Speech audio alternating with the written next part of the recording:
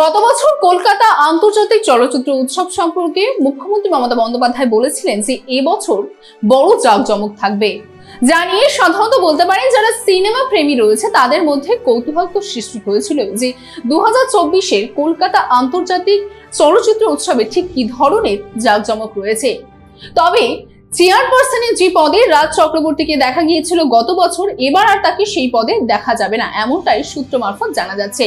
তার পাশাপাশি কো চেয়ারপারসনের পদেও দেখা যেতে পারে অন্য আরেকজনকে, এমনটাই কিন্তু জানা যাচ্ছে সূত্র মারফত। ইতিমধ্যে রাজ চক্রবর্তী গতবারই নাকি তিনি মুখ্যমন্ত্রী মমতা বন্দ্যোপাধ্যায়কে বলেছিলেন যে তিনি টানা 5 বার এই সভাপতির পদে অর্থাৎ চেয়ারপারসনের পদে রয়েছে, এবার তাকে তার পদ থেকে অব্যাহতি দেওয়া হোক।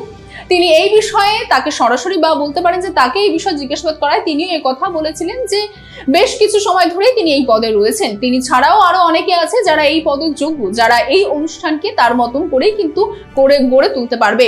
এবং তিনি এটাও বলেছেন যে ক্ষমতা পুষ্টিগত করা তার উদ্দেশ্য নয় এবং তাতে তিনি বিশ্বাস করে না।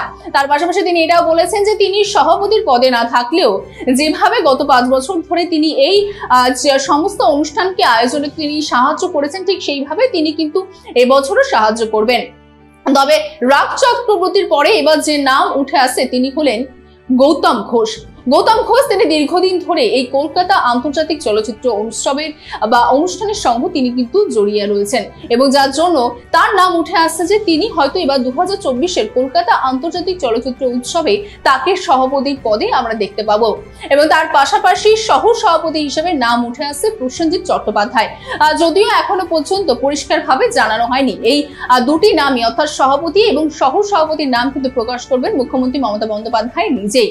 তার পাশাপাশি আপনাদের জানিয়ে দিই যে এবছর অর্থাৎ 2024-এর কলকাতা আন্তর্জাতিক চলচ্চিত্র উৎসবের যে দিন সময় তা কিন্তু 4ই ডিসেম্বর থেকে 11ই ডিসেম্বর পর্যন্ত টানা চলবে।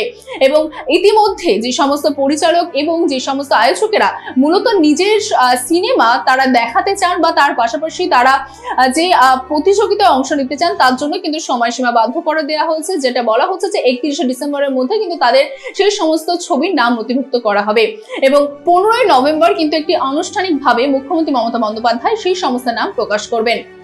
তবে এবার দেখার বিষয় যে আদতেও এই সভাপতি এবং সহ সভাপতির পদে বা এই আসনে কে বসছে সেদিকে নজর থাকবে আমাদেরও।